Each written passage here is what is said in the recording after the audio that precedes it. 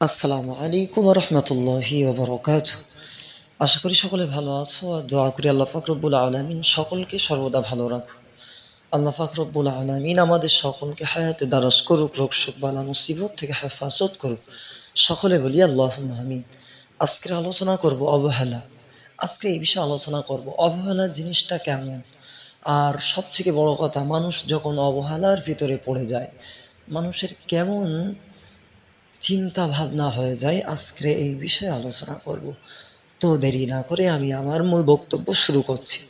সকলে ধীর স্থিরভাবে আমার কথাগুলো শুনবে। শুনে যদি ভালো লাগে তাহলে আমার চ্যানেলটা সাবস্ক্রাইব করতে পারো, লাইক কমেন্ট শেয়ার করতে পারো। তো দেরি না করে আমি আমার মূল বক্তব্য অবহেলা এই বিষয়ে আলোচনা শুরু করছি।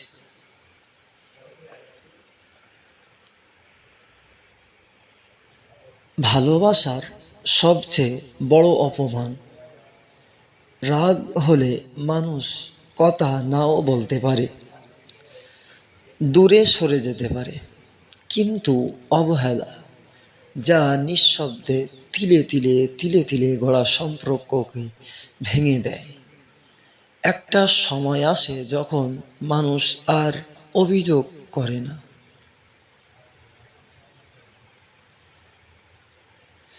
শুধু চুপ হয়ে যায়। আর সেই চুপ হয়ে যাওয়া মানুষটার ভেতরেই সবচেয়ে বেশি ঝড় বয়ে যায়। ভালোবাসা মানে শুধু কাছে থাকা নয়, যত্নে রাখা। রেখেছো, এই ছোট্ট প্রশ্নটাও ভালোবাসা।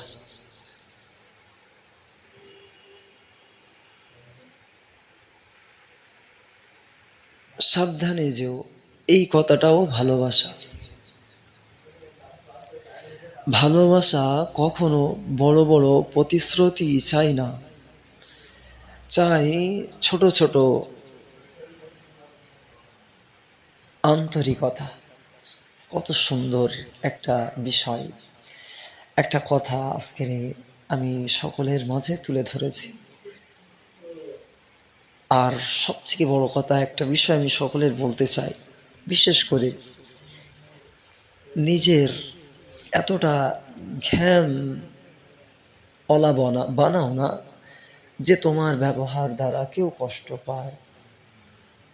আল্লাহ পাক রব্বুল আলামিন আমাদের সকলকে বলা এবং শোনার থেকে বেশি বেশি আমল করার তৌফিক দান করুক।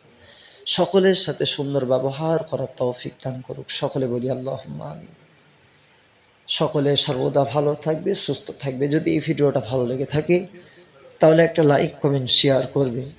আর আমার চ্যানেলে যারা নতুন, চ্যানেলটা সাবস্ক্রাইব করে আমার পাশেই থাকবে। কারণ সকলে জানো এই চ্যানেলে শিক্ষানিয়ত ভিডিও ছাড়া হয়, যে ভিডিওর মাধ্যমে অনেক কিছু শেখা যায়। সেই জন্য করে সকলের কাছে আবদার করছি, আমার চ্যানেলটা সাবস্ক্রাইব করে আমার পাশে থাকবে। সকলে সর্বদা ভালো থাকবে, সুস্থ থাকবে, এই বলে আমি আমার বক্তব্য ইতি করছি। পরবর্তী একটা ভিডিওতে কথাবার্তা হবে ইনশাআল্লাহ। ততক্ষণ পর্যন্ত আসসালামু আলাইকুম ওয়া রাহমাতুল্লাহি ওয়া বারাকাতুহু।